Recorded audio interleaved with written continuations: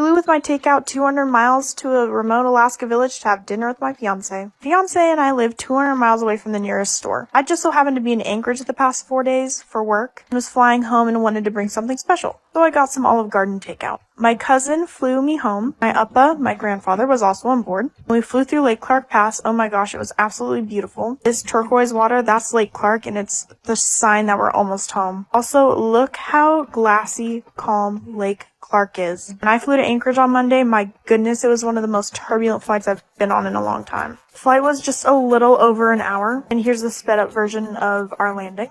But I also mentioned it's all gravel strips. We have no paved runways here, and they're all privately owned. Anyways, I got to tag along on a freight flight, so this was full of just freight. It's my cousin Sam, he's unloading it all. But it was all worth it because my fiance and I had the best Olive Garden dinner date on our porch. Well worth the airplane ride.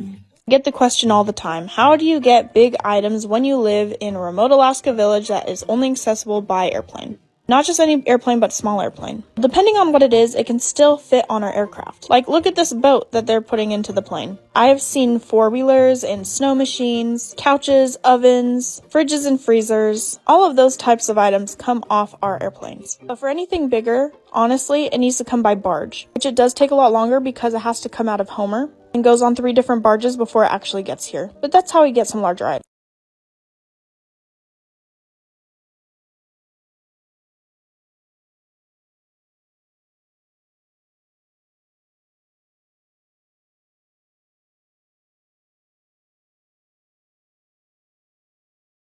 Let's get ready for a 6 a.m. departure on our resort in remote Alaska. I was at the resort a little after 5 and was greeted by my parents' cat. Tours normally depart around 8 o'clock or 9. Sometimes we leave at 6 a.m. to beat the crowds at Brooks because it's the busy season. Sometimes there's hours wait to get on the platform. I enjoyed the view because there was no fog. First morning without fog in actually a long time. Maybe about a week, actually.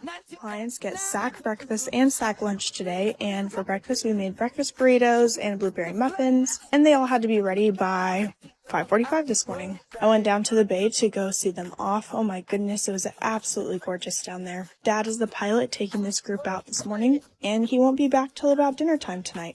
I tell people all the time one of the benefits of staying at our resort is that we're the middle ground between Anchorage and Brooks Camp, which means that we get there a lot earlier than a lot of the other people do, especially when we're leaving at 6 a.m. Because again, sometimes it's a 2 to 3 hour wait to get onto the platforms to see the bears.